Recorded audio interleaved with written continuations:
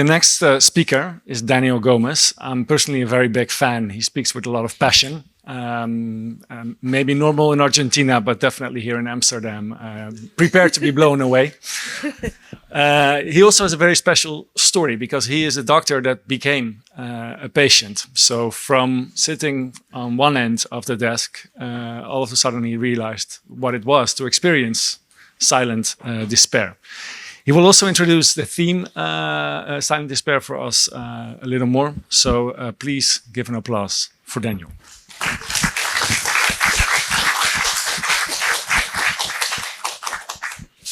Hello. Could you please put the... Well, thank you very much for this special occasion to start with the talk. When Peter told me about talking about the subject, he put me a couple of conditions, and Ilona also. Peter said something, Daniel, talk about silent despair, but do so in an optimistic way. Okay. Well, Peter, it's not possible. So we will go down to the bottom. Pierella, I'm looking at you, don't cry. And then we will see how to solve it, to realize. Because it's nothing wrong with despair. The problem is the silent part. Despair is a normal condition of being human. The problem is that for conditions we are going to see has become silent, and we will give a look at that. We will not solve coping this silent despair. We will cope with silent despair, and let's talk about that. First of all, this talk came with a warning about what is a reality. Reality is what's saying there is the concept that everything that exists, you are all seeing reality. Well, in a way, because reality means the true existence of something, but out of our emotions, of our thoughts, of our experience. Then you are listening to me, but you will receive different messages. Some of you are going to say, hey, this guy blew my mind. Others will say, what stupid things he's saying. I say, I don't care. All of that is reality. Here is a Van Gogh painting for a reason. You have to believe me, the painting alterates. In the original, all those brownish parts were yellowish. And if you see Van Gogh paintings, it's yellow everywhere. And that is for a reason. At that time, Van Gogh's disease, the maniac depression, was treated with digitalis. When you are intoxicated with digitalis, you have a visual alteration that you start to think everything yellow. So that was reality for him. So we are going to see what is this, and we are going to see your conclusions will be absolutely correct, will be part of reality, whatever you get out of this talk. I will tell you my story with silent despair. I remember that pretty well because it was at a tender age. When I was 15 years old, I was very happy getting out of a rugby match that we won, and we were going to celebrate. And in Argentina, we celebrate when we won, very hardly. And going to the showers, something struck at me. Questions.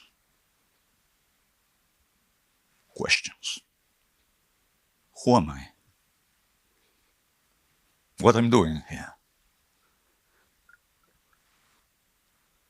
What I'm living for? Hey, that didn't seem the questions for a normal young male of that age, without any problems, carefree, with the only preoccupations of his education, his sports, his social life, not exactly in that order, but no other thing. So you can see there that we are going to talk now what is silent despair and what is not silent despair. So I went to the party and I started to ask all my colleagues, my friends, basically, hey, did you ever ask yourself what is life? No. To other, did you ever ask yourself why we are here? No, you're drunk? No. Well, I went to my elders. I went to my father, to my mother, to my grandfather, that was my mentor, the one that educated me. I said, Grandpa, I feel this. And he didn't say that, never said, but he was from Spain, from Galicia. And people from Galicia speak very little. And he said, don't worry. Okay. But since what a trusted person to me, but anyway, I keep asking. And one day, I encountered myself with my old philosophy teacher, that I became a friend of him. And I asked him, hey, did you ever feel this that I'm feeling? He said, yeah, of course. That is silent despair. Do you remember our Kierkegaard class? And I said, no. Okay, let's go to the library. And Kierkegaard said that everyone is suffering silent despair, asking ourselves what we are living for, what we are doing. What is this? Some people realize and some people don't. But everyone does, because it's part of the human experience. And I said to him, I ask everyone if they feel this. And he told me, everyone lies to you. Because it is difficult to explain to others, and because it's not what society expects of you.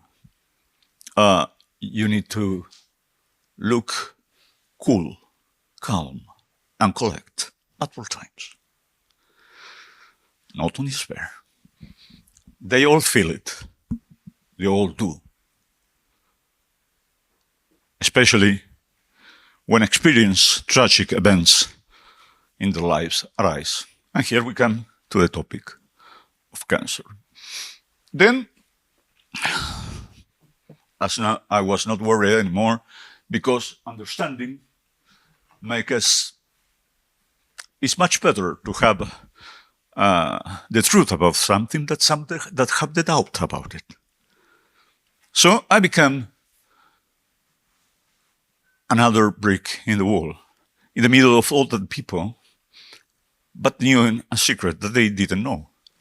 That was a normal thing. Just one notice is that there was nothing wrong with me. The only wrong thing is societal, that we don't speak about it. Look at the part in the top. That's people that couldn't get the answer and couldn't understand what they feel. But perhaps you hear from someone around you, I feel strange. I don't feel very well. I don't know what it is. Better I will go shopping and that will make me feel better. Or the same, but I will have a haircut. And that will make me feel better. Well, that is trying to fill a void that we all have in ourselves with things that we never fill that void.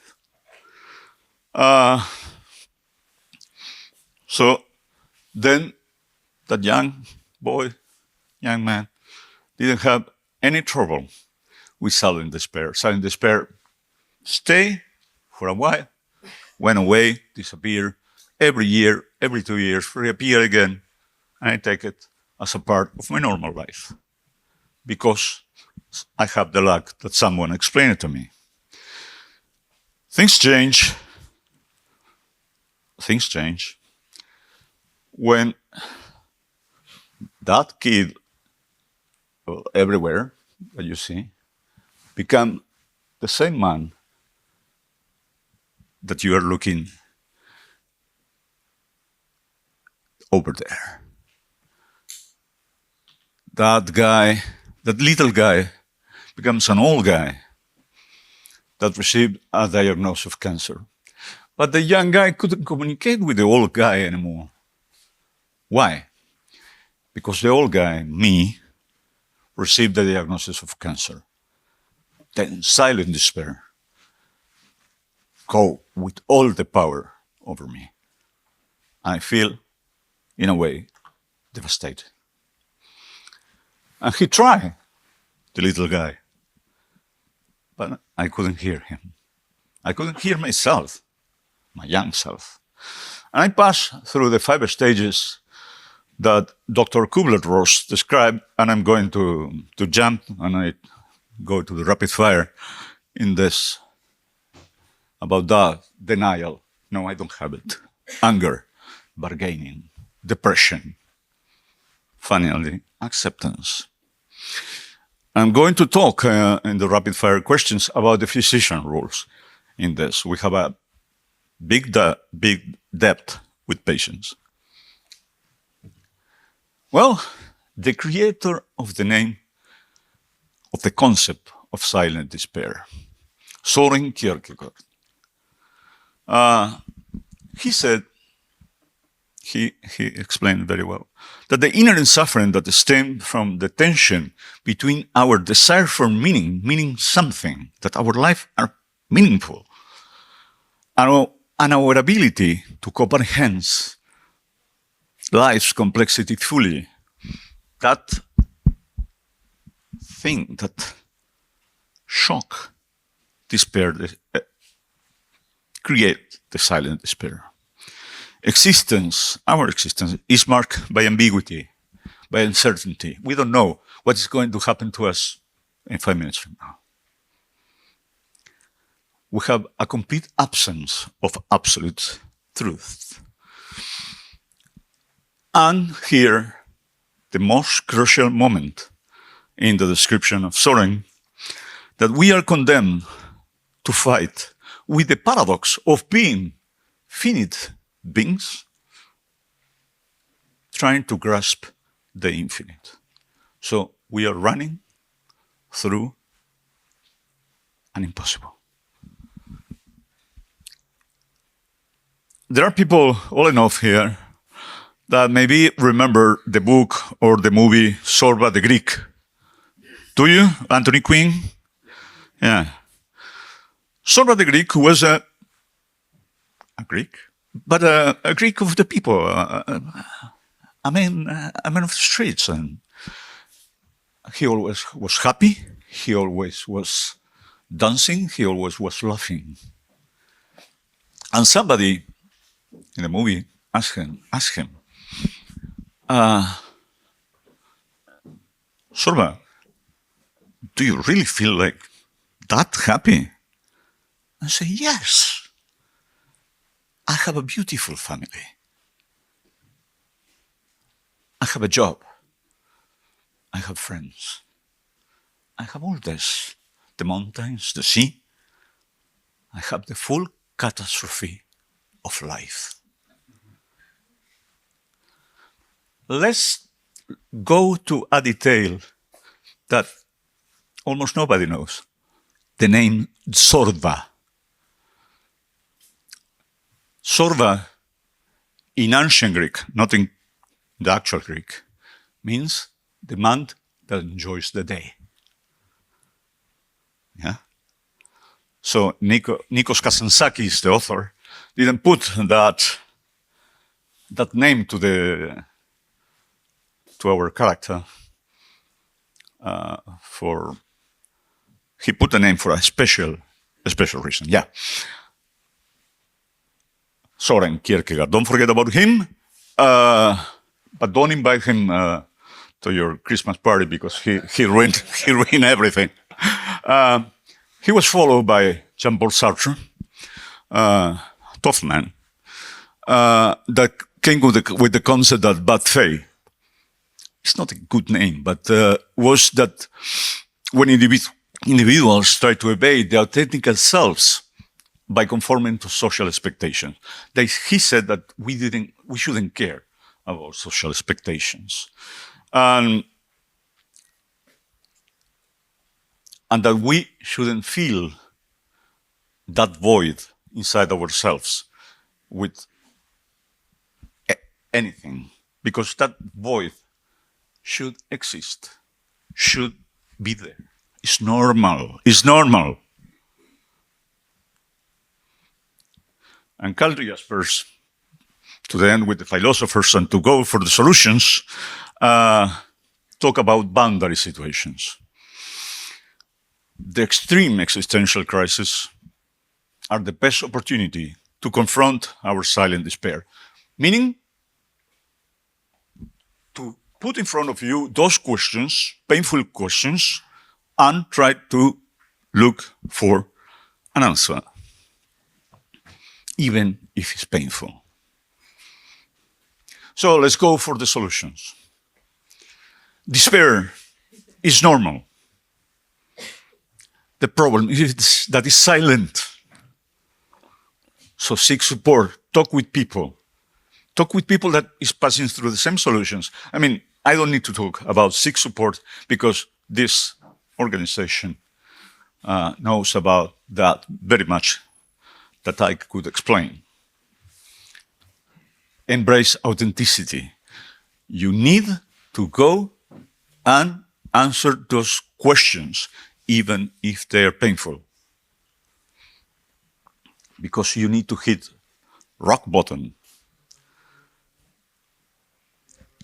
Again, confront those existential questions. But I want to have just 30 seconds in this. The best description of silent despair is the well-known monologue, Shakespearean Hamlet, to be or not to be, blah, blah, blah. I don't have the time to say it all. But Shakespeare wrote for the normal people, from everybody. So at that time was not silent, because the people didn't have anything to fill that void, didn't have internet, didn't have TV, didn't have, the thousand of things that we have at our time.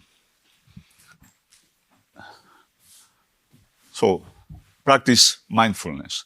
I put that picture only because it was a beautiful picture. But mindfulness doesn't mean that. Doesn't mean be in a position and looking at a nice place. Means be present at the moment. I'm now practicing mindfulness because I'm only concentrated in talking to you, in trying to explain what happened to me, my experience. So the past are just memories. The future are wishes, perhaps illusions. Only we can live in the present moment. Then, therefore, as a conclusion, today is the most beautiful day of our life. Creative expression, try anything of the arts, because the one that you like, because they are channels to express your emotions. Shouldn't. And use it. Use it also to communicate with other people. And just 3 more slides to finalize. At times, we'd feel like a pile of old memories, a collection of wishes, broken wishes, like a broken pottery. When I worked in Japan, I had the chance to visit a kintsugi exposition. Kintsugi is prepared with gold. Instead of hiding the cracks, kintsugi makes the most crucial feature of the object, giving them a new kind of beauty. As those cracks in the kintsugi are our emotional cracks, and physical wounds can make us even stronger. They should be embraced. Despair should be embraced, not concealed. Kintsugi is then a beautiful metaphor for human resilience. Now, 2 more slides. I'm going to show you another kintsugi piece of art, of human art, of human resilience. 1 year ago, I met a very intelligent, nice woman, but who was in deep suffering. I kept in contact with her time by time. And 1 year later, I realized that that intelligent woman has become a wise woman with no despair at all. She's my friend. Oh, I forgot. She's a friend of all of you. You all know them also. Catrell. Of course, I have her permission. And she sent me the picture. And she said, sorry, I couldn't talk more, but I'm practicing surf with another cancer survivors. But she had that message for all of us, showing her wounds. Believe. Believe. You can add, you are halfway there, believe in yourself. And all that you are, know that there is something inside you that is greater than any obstacle.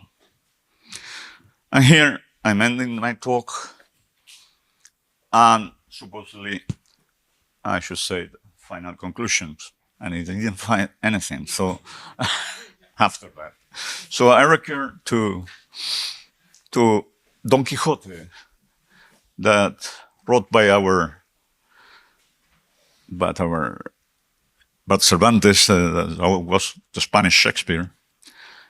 Don Quixote was a delusional in a way, but he has his companion, the fat man there, Sancho Panza, that he always is a down-to-earth man,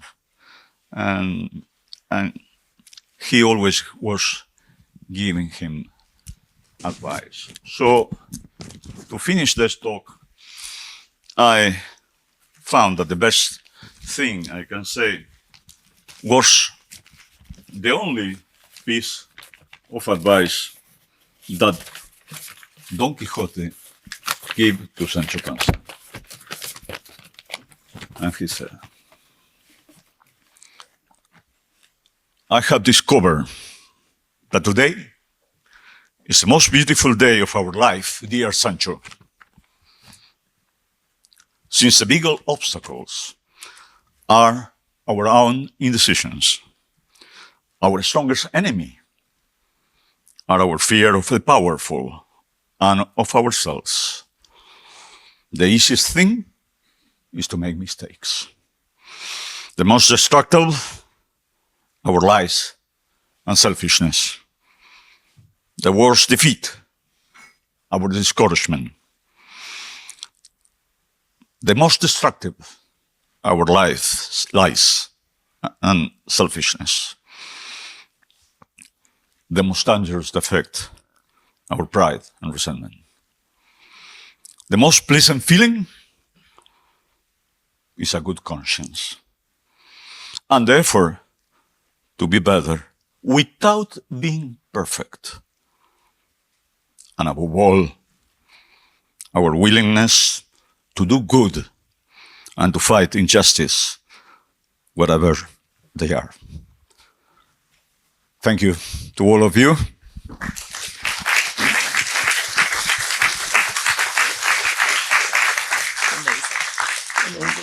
No, it's all good. It's all good. Incredible. It's deep, and it's the theme of the 2 days, silent despair. I had never heard that expression until Peter said that was the topic for our conference. And you're absolutely right. Don't go, because we're going to do some very quick questions from the room if we have some time. So the key to silent despair is to acknowledge that you are in silent despair. And I think I've been in silent despair 3 times.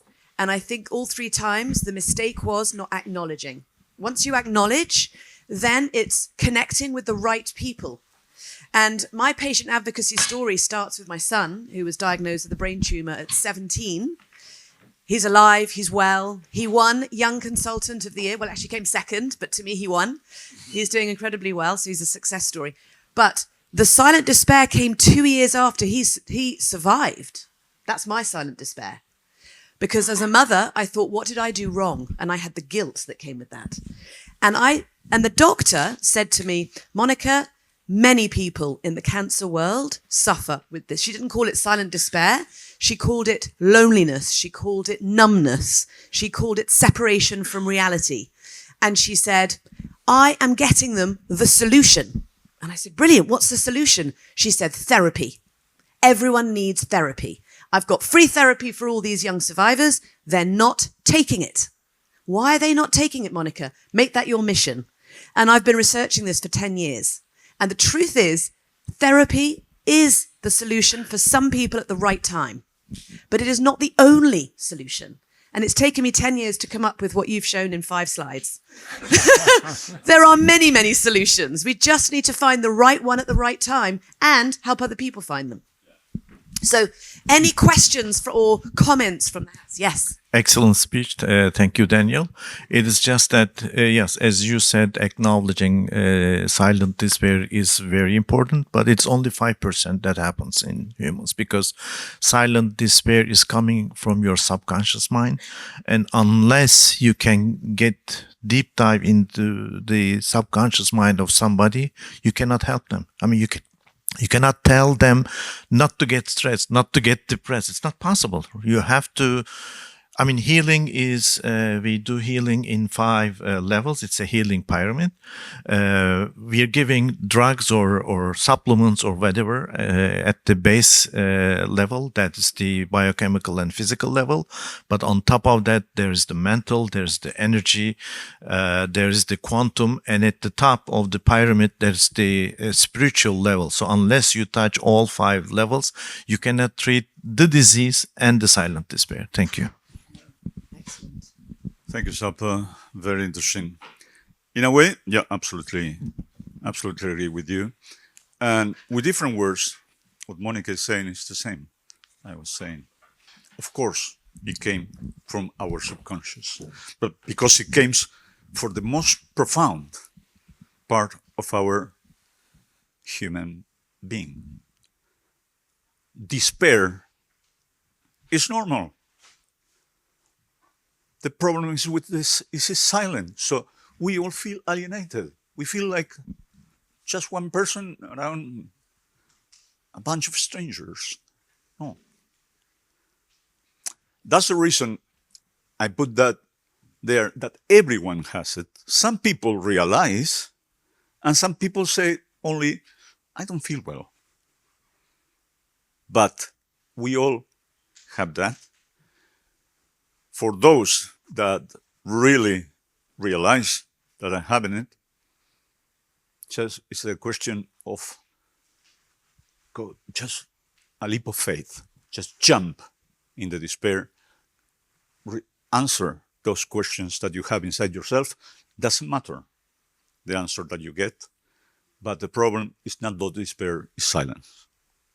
Yeah, I think it's embracing the silence. So when I was going to do the minute of silence this morning, the reality is that sitting in silence is difficult for a lot of people. And we're having more and more of an allergic reaction to the stillness and the silence. But actually, in that silence, we hear the whispers that Pascal talked about. And those whispers, that intuition that we have, that comes from sitting in silence. But we don't need to sit for an hour and a half and meditate to get to that. And I would invite you all. I did it for 1 year and it was fantastic. I might do it again. That might be my action point. 1 minute of nothing every day. At 11 o'clock, 1 minute of nothing. No matter who I'm with, maybe we do that tomorrow. We do a minute of nothing. Thank you so much, Daniel. Please A big give him a big applause. Yeah.